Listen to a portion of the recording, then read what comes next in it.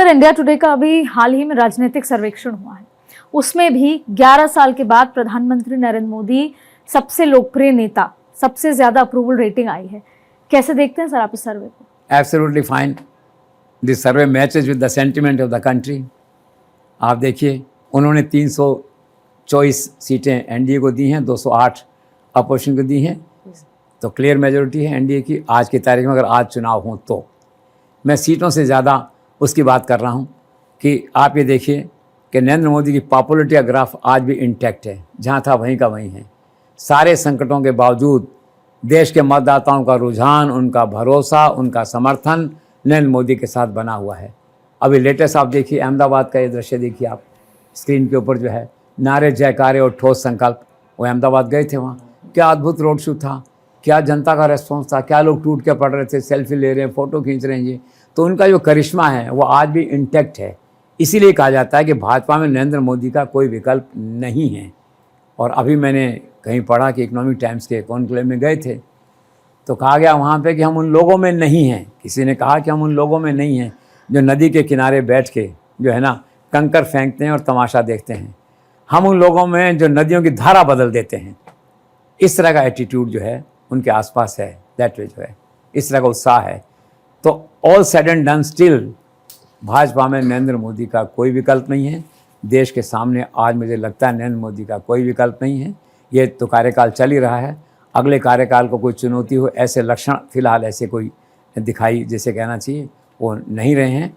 और उसी सर्वेक्षण में ये कहा गया है कि भाजपा में नरेंद्र मोदी के बाद उनके उत्तराधिकारी के रूप में, विरासत के रूप में जो व्यक्ति है वो है अमित शाह, दूसरे नंबर पे वहाँ जो है।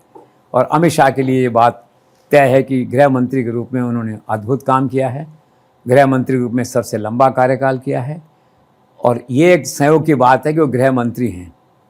नरेंद्र मोदी ने उन्हें एक काम सौंपा है, 370 राम मंदिर, वक्फ बिल, इन सबको कराने के प्रोजेक्ट में नरेंद्र मोदी के मैंडेट को लागू करवाने का काम उन्हें सौंपा है। वरना उनकी खुद की इच्छा तो संगठन में रहने की है हमेशा से। अभी कभी कभी उन्हें लगता है कि भाई मुझे छोड़ के गृह मंत्री का काम और दक्षिण में चले जाना चाहिए, क्यों भाजपा का स्वर्णिम काल वही होगा जब केरल और तमिलनाडु में भाजपा की सरकार बनेगी। उनका मन तो ऐसे हिलौने लेता है। ये नरेंद्र मोदी है ना, छोड़ नहीं सकते। उनका भी गृह मंत्री के रूप में विकल्प नहीं है।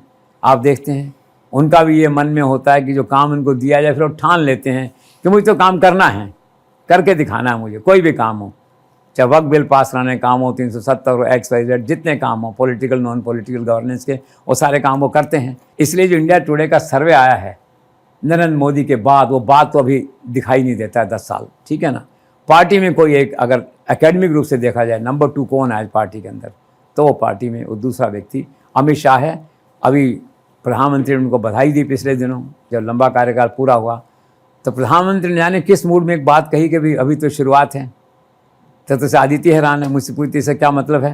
मैंने कहा अब इसको देखो, डिकोड करना पड़ेगा इसको कि क्या और जिम्मेदारी उनके मन में उनके प्रति है, या क्या लंबा उनका जीवन कैसा देखना चाहते हैं वो, एक तरह से जो है क्यों कह रहे हैं अभी तो इसकी शुरुआत है। कुल मिला के एक लीडर के रूप में और उनके एक प्रधान सेनापति के रूप में या ट्रबल शूटर के रूप में अमित शाह की भूमिका अद्भुत है।